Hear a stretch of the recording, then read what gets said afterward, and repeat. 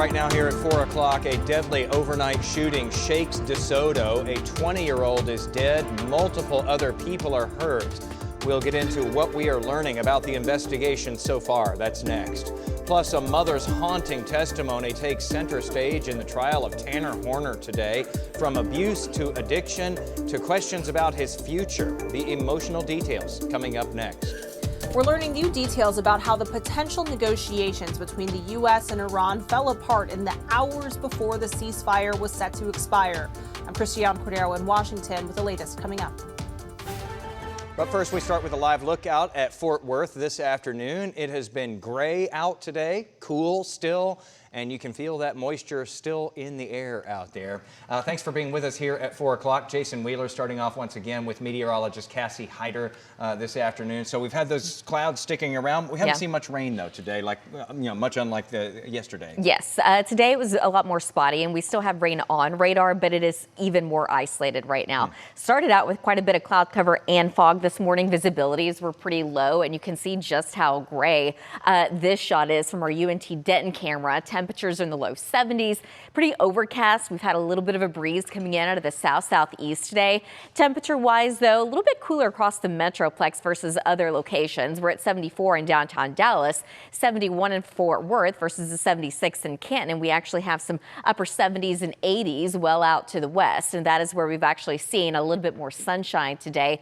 Here across the Metroplex, though, pretty overcast. You can see the rain mainly to our east. Zooming in a little bit more closely to where that rain is actually still falling. We've got a couple of light rain showers around Kaufman and also Corsicana. This one, it looks like it's headed up towards at least eastern sides of Ennis, but I do expect most of us will stay dry this evening. We're actually going to get a few breaks in those clouds late this evening and overnight, but I think by tomorrow morning, the clouds build back in. We do have some more storm chances to talk about. We're going to talk about the timing of that coming up in just a little bit. Jason. All right, Cassie, we'll check in with you here in just a few. Let's get to a developing story in DeSoto now this afternoon. Police say one person there is dead and several others are hurt after shots rang out at a shopping center early this morning. It happened just after midnight on Northampton Road, that's near Pleasant Run. Our Tiffany Liu has the latest on the investigation this afternoon and reaction from nearby businesses.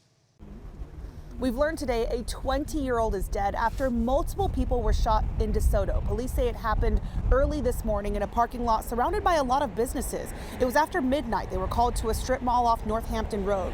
When officers arrived, they found several victims and transported them to the hospital, though they did not say how many people were injured. It wasn't until this morning police say 20-year-old Kyler Hunter died from his injuries. They believe this is an isolated incident, that there's no immediate threat to the public, but still, local business owners are feeling shocked and saddened by the news. I was scared, not just really scared. We've never had this. This was the first. Just kind of quiet neighborhood. We never had anything over here like that. At this point, police say no arrests have been made. They are asking anyone with information, including photos and videos, to call the DeSoto Police Department tip line right away. In DeSoto, I'm Tiffany Liu.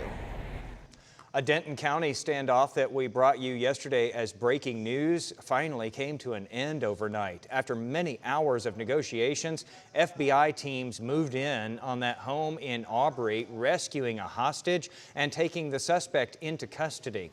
A second hostage was able to escape yesterday. Everyone now expected to be okay. Now to the latest developments in the capital murder trial of Tanner Horner. He's the former FedEx driver who pleaded guilty to killing 7-year-old Athena Strand back in 2022.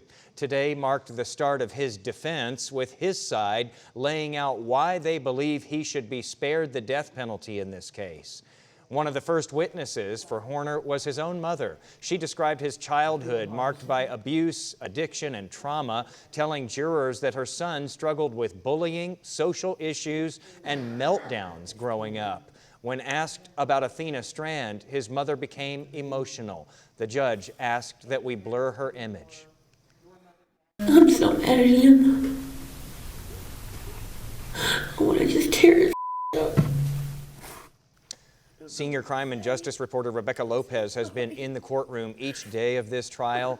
She's going to bring us an in-depth update of today's proceedings coming up in just about an hour from now on WFAA News at 5 o'clock. And as we keep reminding you, we know there's a lot of interest in this trial. You can watch gavel-to-gavel coverage on our streaming app right now. Legal experts joining senior investigative reporter Tanya Iser going through the testimony each day starting at 8:30 a.m. WFAA Plus is a free download straight to your smart TV. There are new questions today about the status of negotiations between the U.S. and Iran. A lot of conflicting signals here. Vice President J.D. Vance was scheduled to be in Pakistan for talks today, though that trip was put on hold and President Trump went back on his threats and extended the ceasefire with Iran. But tensions are still running really high around the Strait of Hormuz, with Iran insisting that the U.S. needs to back down its military efforts there before any talks can resume. ABC's Christian Cordero has the latest today from Washington. Today, new details about how potential negotiations between the U.S. and Iran fell apart in the final hours before the ceasefire was extended. Multiple sources tell ABC News the U.S. sent Iran a list of broad points they hoped Iran would agree to ahead of in-person negotiations. And as time ran out yesterday, the administration didn't get a response. The New York Post reports that in a text exchange, President Trump now suggests talks could resume as soon as Friday, writing, "It's possible," when asked about the potential for such negotiations. In the past several days, the president has also insisted it was highly unlikely he'd agree to extending the ceasefire before doing just that.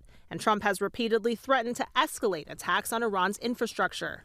The price of a gallon of regular gas is now averaging $4.02 in the U.S. A fifth of the world's global oil supply passes through the Strait of Hormuz, and analysts say gas prices will not come down until traffic resumes as normal. Treasury Secretary Scott Bessent today dismissed concerns about the long-term effects. I think the conflict will end. I think gasoline prices will come back to where they were or perhaps lower as they did. That is path dependent on when the war and the conflict end. But the tension is only escalating at sea as both the U.S. and Iran assert control over the Strait of Hormuz. Iran firing on 3 ships today, saying it seized 2 of them.